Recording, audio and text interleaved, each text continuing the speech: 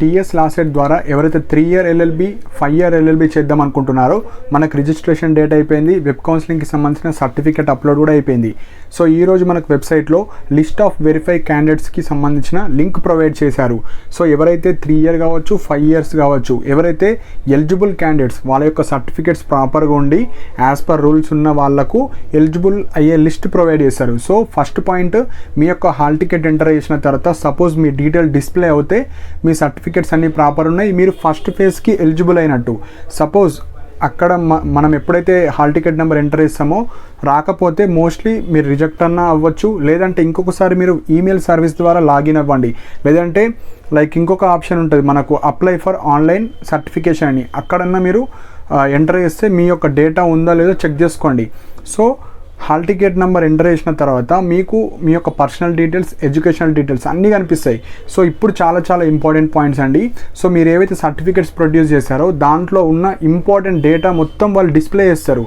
So మనం ఇచ్చిన data, వాళ్ళు ప్రొడ్యూస్ చేసిన డేటా పర్ఫెక్ట్ ఉందా లేదా రీచెక్ చేసుకోవాలి. సో అందులో ఉన్న కొన్ని ఇంపార్టెంట్ పాయింట్స్ నేను చెప్పడం జరుగుతుంది. ఫస్ట్ వచ్చేసి మీ యొక్క హాల్ టికెట్ నెంబర్ కరెక్ట్ పడ్డదా లేదో చూస్ చేసుకోండి. Second, rank. సో మీకు ఏదైతే టీఎస్ లాసెట్కి 3 year కావచ్చు 5 year కావచ్చు ఎంత మీకు వచ్చింది ర్యాంక్, అది ప్రాపర్గా పడ్డదా లేదో చూసుకోండి. నెక్స్ట్ నేమ్ కూడా మీకు ఏదైతే 10thలో కానీ మీ డిగ్రీలో కానీ బీటెక్లో కానీ ఏదైతే ఉందో, ఇంటర్మీడియట్లో కావచ్చు, దాని బేస్ మీద పర్ఫెక్ట్ ఉందా లేదో చూసుకోవచ్చు. నెక్స్ట్ వచ్చేసి ఫాదర్ నేమ్ కూడా కరెక్ట్ పడ్డదా, 10thలో ఉన్నట్టే పడ్డదా చూసుకోండి. నెక్స్ట్ జెండర్, కొందరికి మేల్ ఫీమేల్ డిఫరెంట్ పడి ఉంటుంది. మేల్ వాళ్ళకి మేల్ పడ్డదా, ఫీమేల్ వాళ్ళకి ఫీమేల్ పడ్డదా చూసుకోండి. నెక్స్ట్ డేట్ ఆఫ్ బర్త్, ఇది కూడా చాలా ఇంపార్టెంట్. మీకు 10thలో ఏదైతే ఉందో ఆ విధంగానే ఉండాలి date of birth. Next qualifying degree, so 5 year LLB వాళ్ళు ఇంటర్మీడియట్ పడుతుంది, అదే 3 year LLB వాళ్ళకు డిగ్రీ కావచ్చు బీటెక్ కావచ్చు, మీ యొక్క డిగ్రీ దేని మీద చేస్తారు అది పడుతుంది. నెక్స్ట్ కేటగిరీ, ఇది కూడా చాలా ఇంపార్టెంట్ పాయింట్. దీని బేస్ మీదే మీకు వెబ్ ఆప్షన్స్ పెట్టిన తర్వాత సీట్ అలొకేట్ చేస్తారు. కాబట్టి మీరు ఎస్సీ అయితే ఎస్సీ పడ్డదా, బీసీ అయితే బీసీ పడ్డదా, ఓసీ అయితే ఓసీ పడ్డదా, ఈడబ్ల్యూఎస్ పడ్డదా, అన్నీ ప్రాపర్గా కేటగిరీ చూసుకోవాలి. నెక్స్ట్ మైనారిటీ స్టేటస్, సో ఎవరికైతే ప్రాపర్గా మైనారిటీ లైక్ ముస్లిం కావచ్చు, క్రిస్టియన్స్ కావచ్చు, ఎవరికైతే మీరు మైనారిటీ ఉండి మైనారిటీ పడ్డదా లేదా చూసుకోవాలి. నెక్స్ట్ లోకల్ స్టేటస్, సో ఎవరైతే తెలంగాణలో చదివారో మీకు ఓయూ పడుతుంది. సో తెలంగాణ ఓయూ పడ్డదా లేదా అది కూడా చూసుకోండి. అదర్ స్టేట్ వాళ్ళకు మీకు ఓయూ పడది. నెక్స్ట్ స్పెషల్ కేటగిరీ, ఇది చాలా ఇంపార్టెంట్ పాయింట్ అండి. సో స్పెషల్ కేటగిరీ ఎవరైతే ఎన్సీసీ కావచ్చు, పిహెచ్ కావచ్చు, ఎవరైతే ఈ క్యాండిడేట్స్ ఉన్నారో మీకు ఇప్పుడు డిస్ప్లే కావు, కొద్దిగా వెయిట్ చేయండి. ఎందుకంటే మీకు స్పెషల్ రిజర్వేషన్ ఇవ్వడం జరుగుతుంది కాబట్టి మన కింద కూడా కనిపిస్తూ ఉంటుంది. లైక్ స్పెషల్ ఫేజ్ ఎవరైతే స్పెషల్ కేటగిరీకి సంబంధించిన స్టూడెంట్స్ ఉంటారు కదా, మీకు మళ్ళీ అప్డేట్ చేస్తారు, కొద్దిగా వెయిట్ చేయండి. ఇది ఓన్లీ నార్మల్ స్టూడెంట్స్కి. సో అక్కడ బ్లాంక్ స్పేస్ ఉన్నా మీరేం వరి అవ్వాల్సిన అవసరం లేదు, మీకు కూడా అప్డేట్ చేస్తారు, కొద్దిగా వెయిట్ చేయండి. నెక్స్ట్ వచ్చేసి పేరెంటల్ ఇన్కమ్, సో ఇది మెయిన్ ఫ్యాక్టర్ అన్నిటికన్నా. ఎవరికైతే ఫీజు రియంబర్స్మెంట్ వస్తుందో అక్కడ లోవర్ అని పడాలి. లోవర్ పడితే మీకు ఫీజు రియంబర్స్మెంట్ వచ్చినట్టు. మీ సర్టిఫికేట్ ప్రాపర్గా అప్లోడ్ చేసి కూడా హయ్యర్ పడ్డది అనుకో మీకు ఫీజు రియంబర్స్మెంట్ రాదు. సో మీకు లోవర్ పడితే ఫీజు రియంబర్స్మెంట్ వస్తుంది, లేదంటే ఏం చేయాలో కూడా చెప్తాను. సో పేరెంటల్ ఇన్కమ్ పర్ఫెక్ట్ పడ్డదా లేదో చూసుకోండి, అది ఫీజు రియంబర్స్మెంట్ కోసం. నెక్స్ట్ వచ్చేసి ఈడబ్ల్యూఎస్ రిజర్వేషన్, సో ఎవరికైతే ఓసీలో ఈడబ్ల్యూఎస్ సర్టిఫికేట్ ఉన్న వాళ్ళకు ఎస్ పడితే ఈడబ్ల్యూఎస్ సర్టిఫికేట్ రిజర్వేషన్ వస్తుంది, నో పడితే రాదు. నెక్స్ట్ ఈ పాయింట్స్ అన్నీ ప్రాపర్గా చెక్ చేసుకోవాలి, అన్ని పాయింట్స్ పర్ఫెక్ట్ ఉన్నాయా యాజ్ పర్ మన 10th రికార్డ్ కావచ్చు, డిగ్రీ కావచ్చు, బీటెక్ కావచ్చు, ఇంటర్మీడియట్ ప్రకారంగా మన ఒరిజినల్ సర్టిఫికేట్స్లో ఏవైతే డేటా ఉందో వాళ్ళు ప్రొడ్యూస్ చేసిన డేటా కరెక్ట్ ఉందా రీచెక్ చేసుకోవాలి.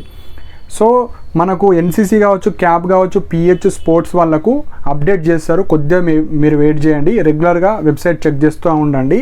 సో ఇప్పుడు ఈ డేటాలో మీ హాల్ టికెట్ నెంబర్ ఫస్ట్ రాకపోతే ఇక్కడ లిస్ట్ ఆఫ్ వెరిఫైడ్ క్యాండిడేట్స్ ఉంది కదా, సపోజ్ అక్కడ ఎంటర్ చేస్తే మీ number hall ticket number enter చేసిన తర్వాత రాకపోతే మీరు ఈమెయిల్ సర్వీస్ ద్వారా ఒకసారి లాగిన్ అవ్వండి. కింద మనకు ఈమెయిల్ సర్వీస్ ఉంటుంది, మీ hall ticket number password enter చేస్తే you are eligible for web options వస్తే ఓకే వస్తుంది, రేపటిలోపు అప్డేట్ అయిపోతుంది, కంగారు పడకండి.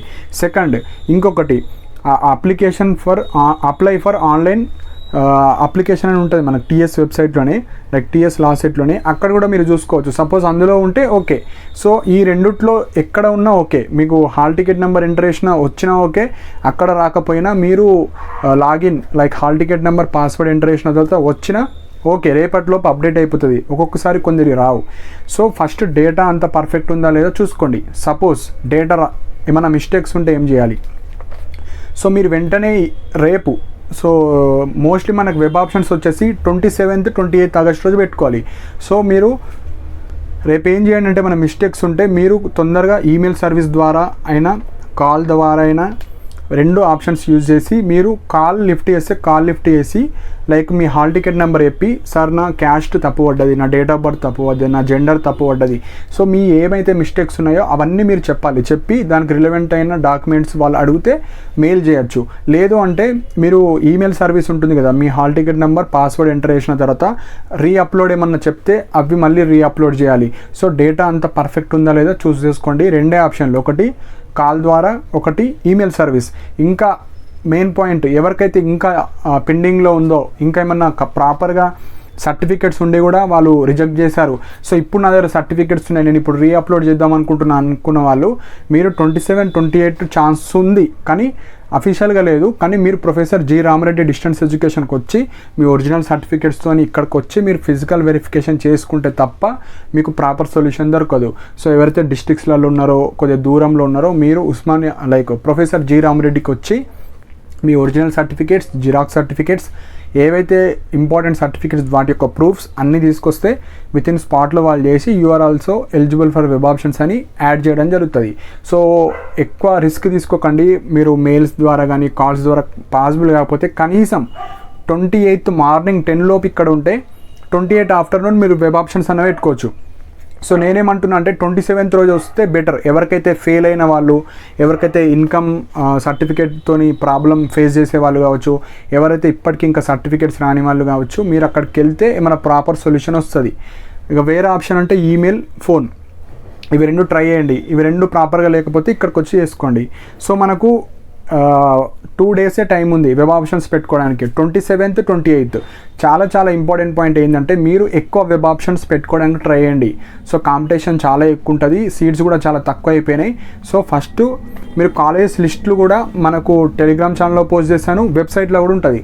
3 year వాళ్ళకు 3 year, 5 year వాళ్ళకు 5 year డౌన్లోడ్ చేసుకొని ఫస్ట్ ఎన్ని కాలేజెస్ ఉన్నాయి ఒక పెన్ను పేపర్ తీసుకోండి. మనం ఫస్ట్ గవర్నమెంట్ కాలేజెస్, నెక్స్ట్ మన జిల్లాలో లేదంటే హైదరాబాద్లో ఉన్న ప్రైవేట్ కాలేజెస్, లేదంటే మీకు నచ్చిన ప్రైవేట్ కాలేజెస్ అన్నీ పెట్టుకోవాలి. సో యాక్చువల్గా మనకు చాలా తక్కువ కాలేజెస్ ఉన్నాయండి. సో 3 year వాళ్ళకి వచ్చేసి మనకు ఒక 28 కాలేజెస్ మాత్రమే ఉన్నాయి, అండ్ 5 year వాళ్ళకి వచ్చేసి 21 కాలేజెస్ ఉన్నాయి. సో ఇది అంత మ్యాటర్ కాదు, జస్ట్ ఒక పెన్ పేపర్ తీసుకొని నార్మల్గా 28 కాలేజ్ లిస్ట్ మీ ప్రియారిటీ బట్టి రాసుకోండి. రాసుకున్న తర్వాత అప్పుడు వెబ్ ఆప్షన్స్ ఇవ్వడానికి ట్రై చేయండి. సో చాలా సింపుల్ అండి, జస్ట్ ఒక 20 minutes 25 minutesలో రాసుకొని మీ మొబైల్లో ఇవ్వచ్చు, మీ సేవ కన్నా నెట్ షాప్కి వెళ్ళి అక్కడ మీరు వెబ్ ఆప్షన్స్ ఇచ్చుకోవచ్చు. సో తొందరపడి మీరు వెబ్ ఆప్షన్స్ రాంగ్గా ఇవ్వకండి. సో 27, 28 2 days టైం ఉంది. 27th రోజు మీరు మార్నింగ్ మొత్తం కొద్దిగా తొందరగా లేసి మంచిగా అన్ని పీడిఎఫ్ ఓపెన్ చేసుకొని మీకు నచ్చిన ఏవేవి కాలేజెస్ ఉన్నాయో ఒక పేపర్ మీద రాసుకోండి. రాసుకున్న తర్వాత ఆఫ్టర్నూన్ కావచ్చు, ఈవినింగ్ కావచ్చు, మెల్లగా వెబ్ ఆప్షన్స్ కొన్ని ఇవ్వండి.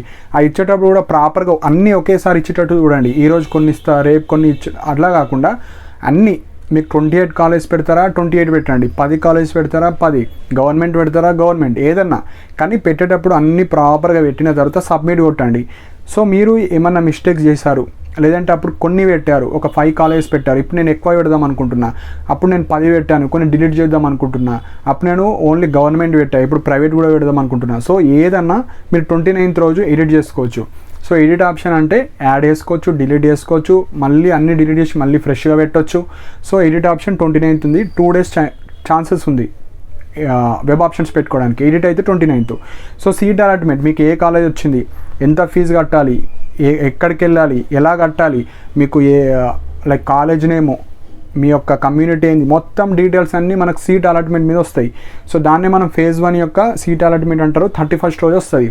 సో మెయిన్గా మీరు ఈ ఓవరాల్లో ఒకటే పాయింట్, ఒకటి మీ డేటా పర్ఫెక్ట్ పడ్డదా, ఓకే. సెకండ్, మీకు ఏమైనా మిస్టేక్స్ ఉంటే కాల్స్ అన్న వేయండి రేపు, లేదంటే ఈమెయిల్ సర్వీస్ ద్వారా మళ్ళీ లాగిన్ అయ్యి ఏమైనా సర్టిఫికేట్స్ రీఅప్లోడ్ అన్న వేయండి. థర్డ్, అట్లా కూడా పాసిబుల్ కాకపోతే ప్రొఫెసర్ జి రామరెడ్డి డిస్టెన్స్ ఎడ్యుకేషన్కి వచ్చి ఫిజికల్గా వేసుకోవాలి. ఫోర్త్, ఎవరైతే సక్సెస్ఫుల్గా ఏ ఇష్యూస్ లేవు అనుకున్న వాళ్ళు పేపర్లో అన్ని కాలేజ్ నేమ్స్ రాసి మీకు నచ్చిన ఆర్డర్ విధంగా వెబ్ ఆప్షన్స్ ఇవ్వాలి. సో రేపు ఎల్లుండి వెబ్ ఆప్షన్స్ ఇచ్చిన తర్వాత ఏమైనా మిస్టేక్స్ ఉన్నాయి, ఏమైనా డిలీట్ చేద్దాం అనుకున్నా, మళ్ళీ యాడ్ చేద్దాం అనుకుంటా ఎల్లుండి వేసుకోవాలి. దాని తర్వాత మీకు సీట్ అలాట్మెంట్ వస్తుంది. ఆ కాలేజ్కి వెళ్ళి టీసీ సబ్మిట్ చేసి ఒరిజినల్స్ అన్నీ చూపించి జిరాక్స్ సెట్లు ఇచ్చేసి మీకు కాలేజ్ ఎప్పుడు స్టార్ట్ అవుతుందో అప్పుడు. అండ్ ఎవరైతే ఇప్పుడు ఫెయిల్ అయిన వాళ్ళు, ఏమన్నా మెమోస్ ఇష్యూ వాళ్ళు కానీ, రిజెక్ట్ అయిన వాళ్ళు కానీ, ఎవరైతే ఇప్పటికీ రిజిస్ట్రేషన్ చేసుకోలేరో ఫేజ్ 2లో మళ్ళీ ఫ్రెష్గా రిజిస్టర్ అవ్వాల్సి వస్తుంది. అప్పుడు వేరే ఈ సేమ్ ప్రొసీజర్ మళ్ళీ రిపీట్ అవుతుంది.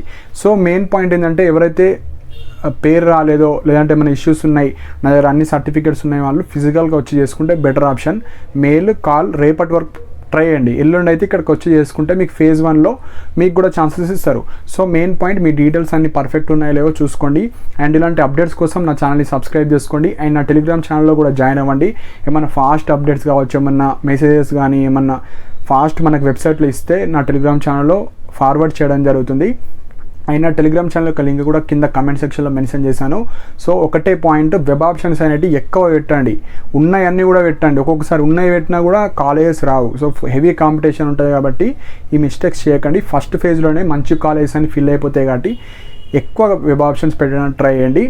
And thank you for watching my video.